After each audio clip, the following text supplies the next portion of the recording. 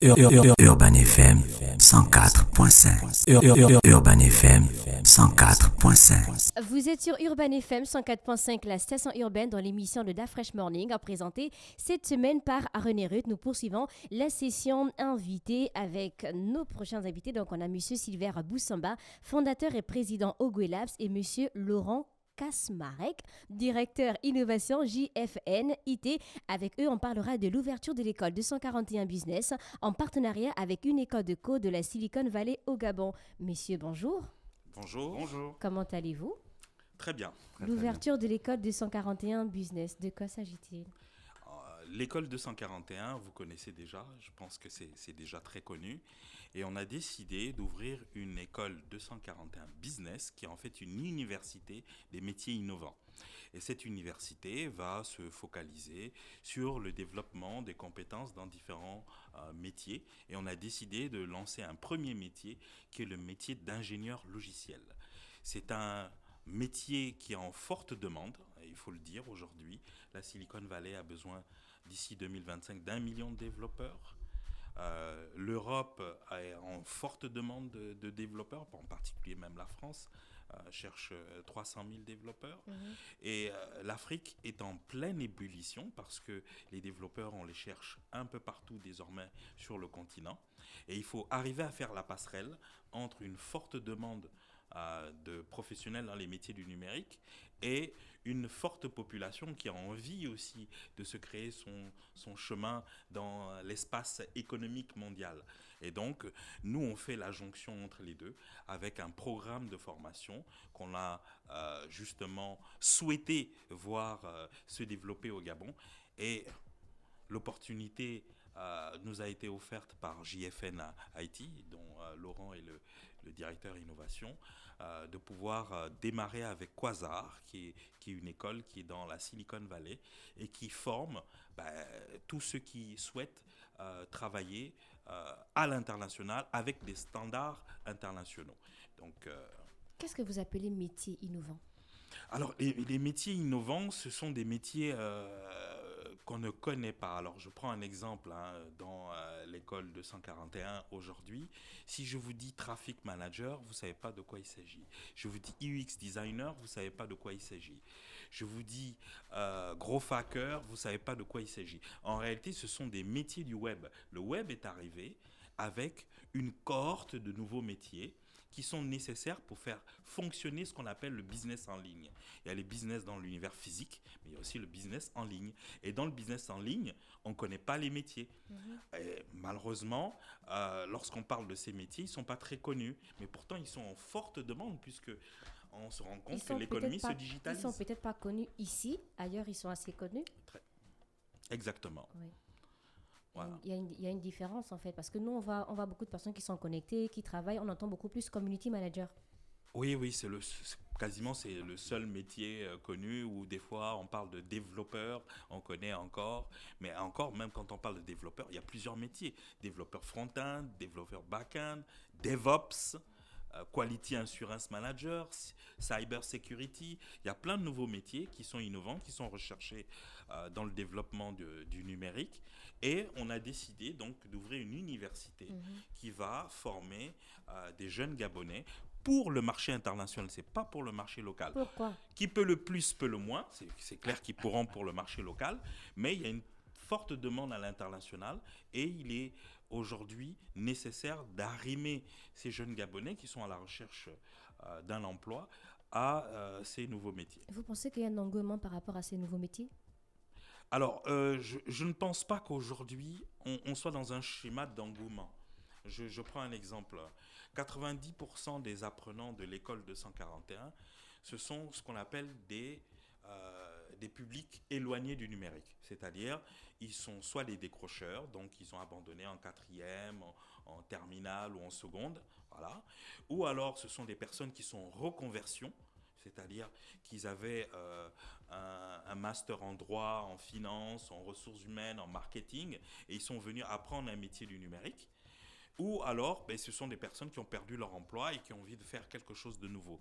Donc, quelque part, je pense qu'il y a une volonté pour ces jeunes ou ces personnes de travailler à nouveau, de se remettre à travailler. Et ils sont en train juste de chercher quelle est l'industrie qui peut leur permettre de travailler et quels sont les métiers qu'il faut apprendre pour rentrer dans cette industrie. Donc, motivés par l'envie de se remettre à travailler, d'être réinsérés socialement et professionnellement, les gens apprennent de nouveaux métiers pour pouvoir rentrer dans les industries. D'accord. Et on a Monsieur Laurent Kazmarek.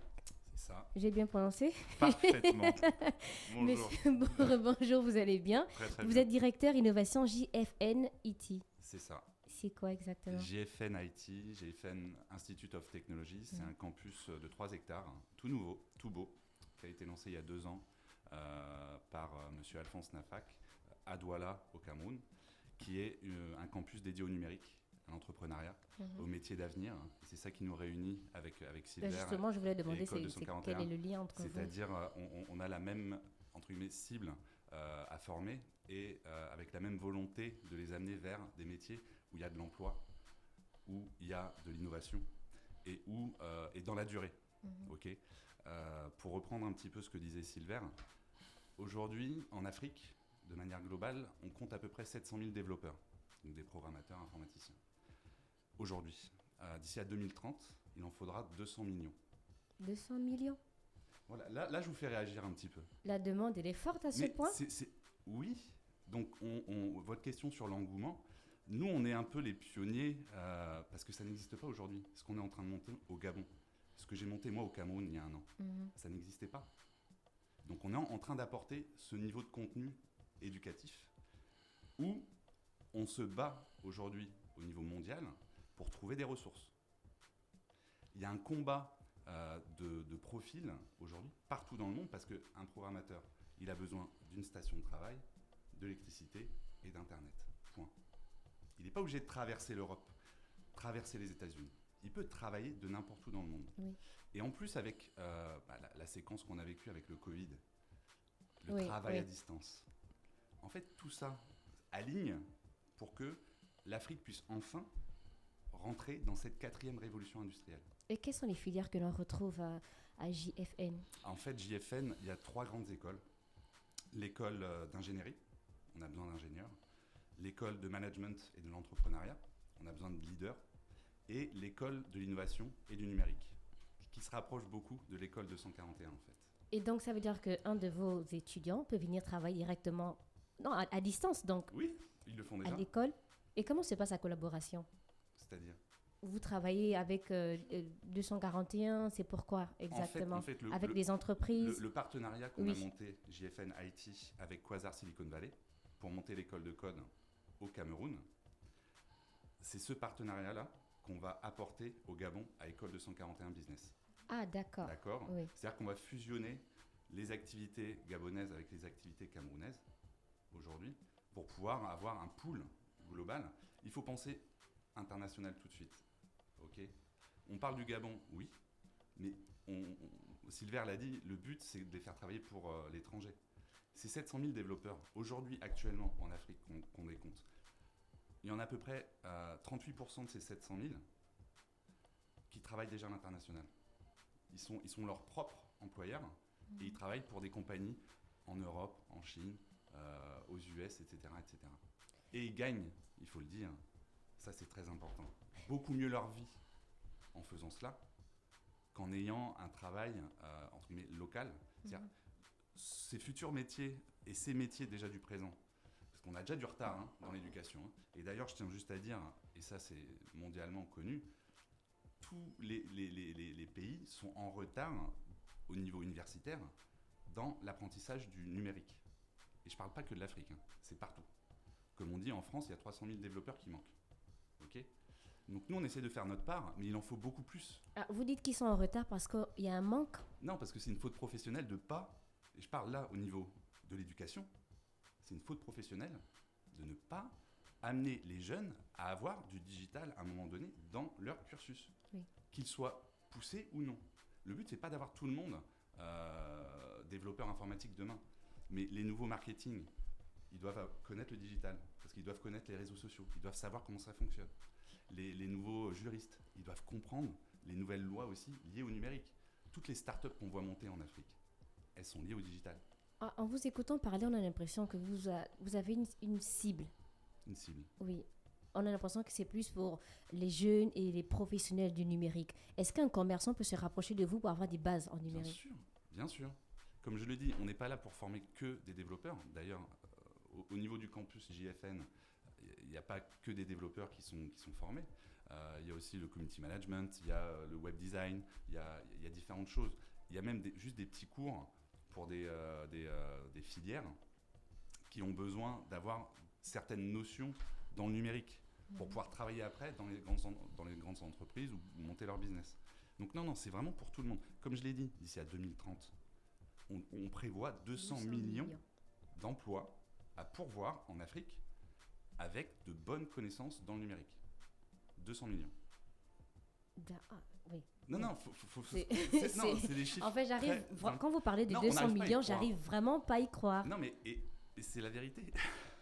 En réalité, c'est facile à comprendre. Pourquoi ? Parce que l'Afrique se digitalise. Parce que c'est une dynamique mondiale en réalité. Il y a eu l'ère des business physiques et il y a désormais l'ère du business digital. D'ailleurs, quand on arrive ici, on se rend bien compte que on est déjà dans l'univers du digital. C'est connecté. Voilà. Et donc, on se rend compte qu'il y a des métiers très spécifiques à Urban FM qui sont liés au digital. Et donc, ces métiers vont être amenés justement à avoir une forte tension. C'est-à-dire il y a une forte demande dans ces métiers parce que beaucoup de gens ont certainement envie de faire comme Urban FM et donc vont avoir besoin de spécialistes comme vous pour pouvoir justement arriver à piloter ces activités-là. Et comme on a une grosse dynamique mondiale de transformation digitale et que l'Afrique n'est pas en reste, le besoin pour arriver à soutenir la transformation digitale du continent africain, c'est à peu près 230 millions de personnes avec des compétences dans le numérique. Et on est en retard, et en plus, on a du mal à combler le gap. Mais il faut s'y mettre, nous on a décidé de s'y mettre, de construire les partenariats pour pouvoir permettre aux jeunes Gabonais, d'accord ? C'est vrai que le campus que nous montons a un premier métier. On a un deuxième métier qui est en préparation, qui est ingénieur cloud chez Google, avec un partenariat chez Google. Donc, c'est un deuxième métier qui va arriver. Mais pour le moment, nous lançons le métier d'ingénieur logiciel. C'est un métier qui va permettre à des jeunes de pouvoir travailler à l'international. C'est sur 2 années de formation, avec une année déjà avec la possibilité de sortir avec une compétence en full stack développeur, et puis la deuxième année ingénieur logiciel. Et là, sur la deuxième année, il y aura déjà de l'alternance pour permettre à ce jeune de pouvoir commencer à travailler dans une entreprise ou alors commencer à avoir des missions à l'international. Et à la troisième année, il va complètement rentrer dans la dynamique que nous sommes en train de créer, d'aller chercher énormément de missions à l'international. Et les missions, ils en ont déjà. Je pense que tu peux parler des besoins de 50 développeurs. Au Nigeria, on commande 50 développeurs qui font la formation qu'on implémente au Gabon. Ils m'en demandent 50 par mois. Par mois ? Par mois. C'est pas une blague. Non. Enfin, et donc là, on parle d'une formation en plus qui est online ou on-site. On peut faire cette formation de manière en remote. Pardon, je sais que des mots anglais. À distance, ça veut dire que les jeunes qui sont à Mwanda, les jeunes qui sont à Franceville, à Mouila, du moment qu'ils ont une connexion Internet, ils peuvent rentrer dans cette école. D'accord. Et comment faire pour s'inscrire à l'école 241 Business ? Alors, on va sur business.école241.org et là, on s'inscrit. Une fois qu'on s'inscrit, on va être invité à une réunion d'information. Donc, il y aura une réunion d'information physique, il y aura une réunion d'information digitale, en ligne, pour ceux qui sont en région ou ailleurs. Et ils vont pouvoir avoir énormément d'informations sur l'école, comment on s'inscrit, qu'est-ce qu'on y apprend, comment on y apprend. Et même, on a décidé de lancer en août prochain un bootcamp. Ça veut dire que tous ceux qui veulent rentrer à l'école et découvrir un peu comment on apprend, ils peuvent s'inscrire en août au bootcamp. Un bootcamp ça va durer donc 1 mois. Ils vont pouvoir tester la plateforme en ligne, parce que la beauté de ce métier, c'est qu'il s'appuie sur une école qui forme en ligne. Et donc, où que l'on soit, du moment qu'on s'est inscrit et que l'on paye sa scolarité, on peut accéder à la plateforme et pouvoir interagir. C'est une école où il n'y a pas d'enseignant. Qui enseigne? C'est la méthodologie Active Learning, la pédagogie Active Learning, où on apprend en faisant.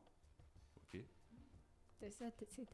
C'est-à-dire qu'aujourd'hui, des contenus pour comprendre le Python, le C, des frameworks, etc., là j'emploie des gros mots, tout est déjà sur YouTube, tout est déjà...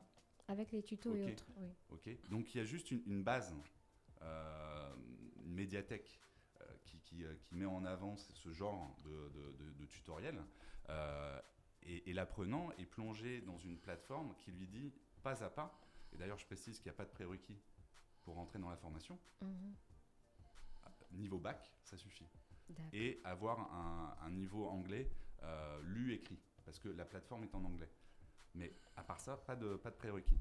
Et donc l'apprenant, il est plongé dans un jeu d'apprentissage, parce qu'il gagne des points à chaque exercice qu'il réussit, à chaque commentaire qu'il pousse dans la plateforme, parce qu'ils rejoignent tous les apprenants dans le monde entier. Aujourd'hui, c'est à peu près 2000 apprenants qu'il y a en ce moment sur la plateforme connectés. D'accord. Moi, j'ai mes jeunes au Cameroun, ils travaillent avec les jeunes de Berkeley aux US. Ils sont connectés. Et ils sont connectés. Et ils font ensemble des projets. D'accord. On a fait le tour de questions. Vous avez autre chose à ajouter?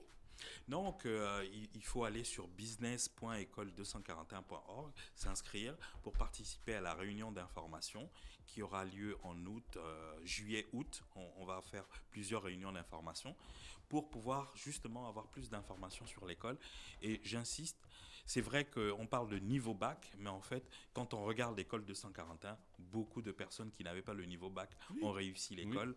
Et aujourd'hui, on parle de Kevin, qui a un niveau 4e, qui travaille dans une banque aujourd'hui et qui a développé un logiciel qui est utilisé par les 16 opérations.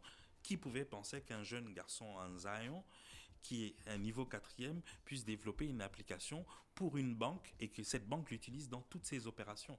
Et aujourd'hui, il a même démissionné, il est parti dans une autre banque. Voilà, on parle de Priska, qui était dame de ménage, qui aujourd'hui est spécialiste de base de données dans une entreprise qui développe des logiciels.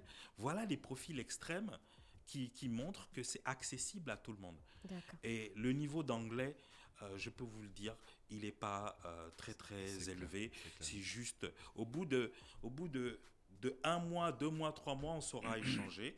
Même quelqu'un qui ne parle pas du tout anglais, il saura échanger. Il va utiliser le traducteur au début, Google Translator pour pouvoir travailler. Mais au fur et à mesure, à force d'utiliser, c'est quelqu'un qui va pouvoir échanger au moins par écrit au bout de 6 mois facilement. Monsieur Laurent, un dernier mot?